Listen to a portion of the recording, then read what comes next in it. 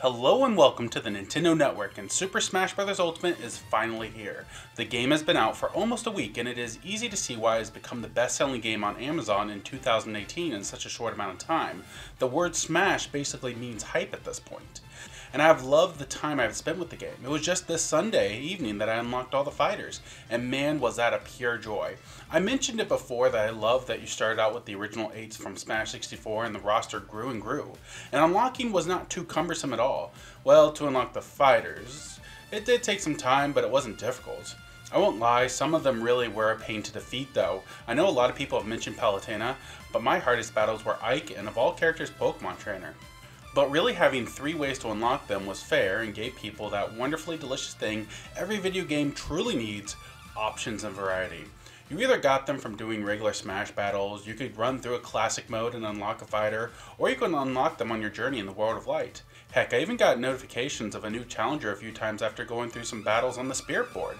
This is a great way to make sure everyone could basically do whatever they wanted to do and get new fighters. It also sort of worked out in a symbiotic way too. You unlock Simon. I want to try him out for a few Smash matches, get used to him, see how he plays. Well, after getting the hang of him, another new challenger would appear. Unlocking each new character has been a lot of fun for me personally. The biggest change to the system I would make is maybe every time there's a new challenger approaching, it gives you 5 random choices of fighters to unlock. Not just have one random. I don't think you should be able to choose any fighter you want, but it being random was a little annoying at times. It took way too long to unlock some of my old mains, including Roy. Something I do have a complaint about would be the stages.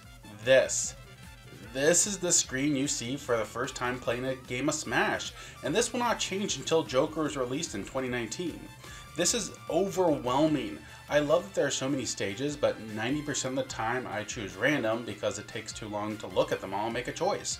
But it didn't have to be this way. Something I originally thought when Everyone Was Here was unveiled at E3 this past year was the roster was going to feel overwhelming. I was going off the assumption of Super Smash Bros. For Wii U where most of the roster was unlocked for the start, and assumed that Ultimate might follow suit. But as mentioned earlier, you only get a handful of fighters to start the game, and then it gave you a chance to get to know each fighter as you unlocked them.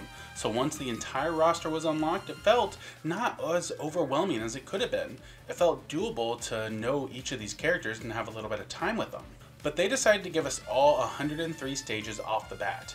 Why is it that everything else in the game needs to be unlocked? Mii costumes, music, fighters, spirits. One of the newest additions to Super Smash Bros. Ultimate is Stage Morph mode, which is a bit polarizing with me. With CPUs, I kind of find it boring, but with humans, it's really fun for some reason. Also, using a Final Smash midway through a morph is awkward and hilarious all at the same time.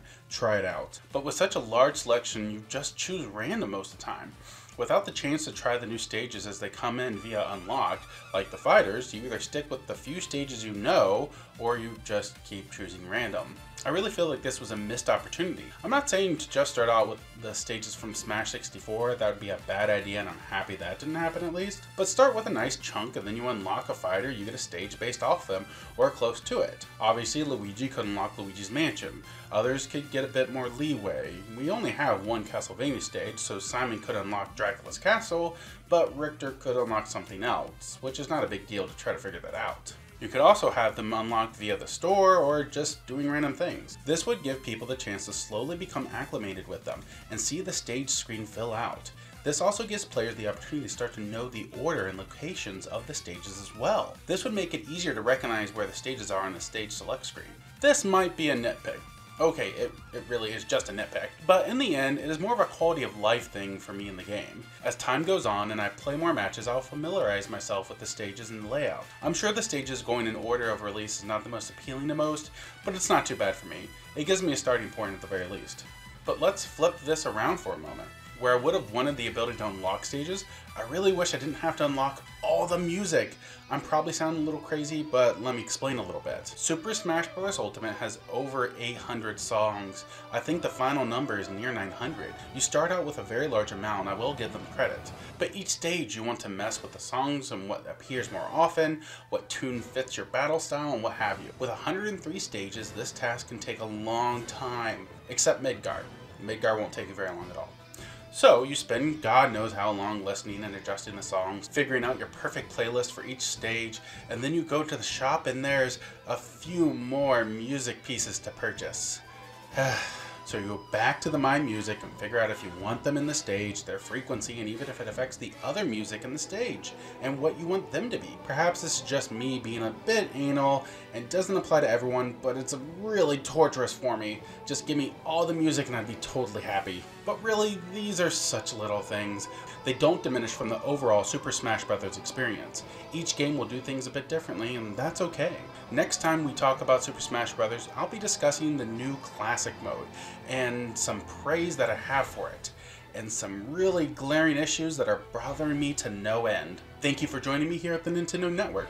What do you think of how Super Smash Bros. Ultimate is handle unlocking? Let me know in the comments below. If you like this, make sure to subscribe to us right here on YouTube. Now, if you'll excuse me, I have so much more to do in the world of light. Colors weave into a spiral of flame. Distant sparks call to a past still unnamed.